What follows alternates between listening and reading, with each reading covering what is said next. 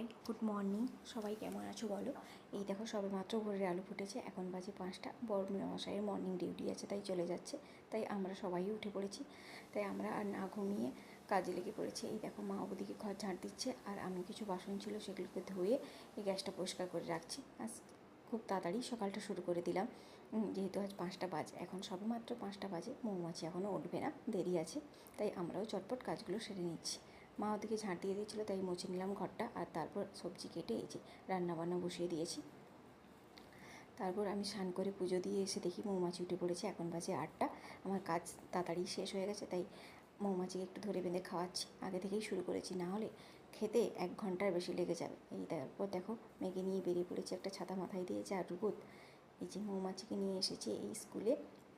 এখানে মৌমাছি রোজই আসে খাবার নিতে, কিন্তু ভেতরে আর যায় না। তাই আমি একটু আগে থেকেই ওকে নিয়ে এসেছিলাম, যাতে এখানে বসে ওদের সঙ্গে একটু খেলে।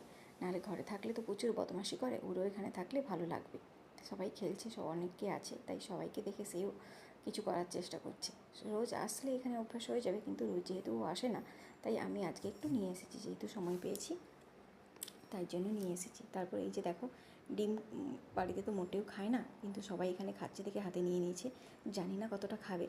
দেখো খাচ্ছে ম্যাডাম দাঁড়িয়ে দাঁড়িয়ে। তারপর এই দেখো বাইরে বেরোবে আর দাদানের সঙ্গে দেখা করবে, না হয় ওই যে আমার বাবার সঙ্গে দেখা হয়ে গেছে। তারপর আমরা বাড়ি যাচ্ছি, টাটা।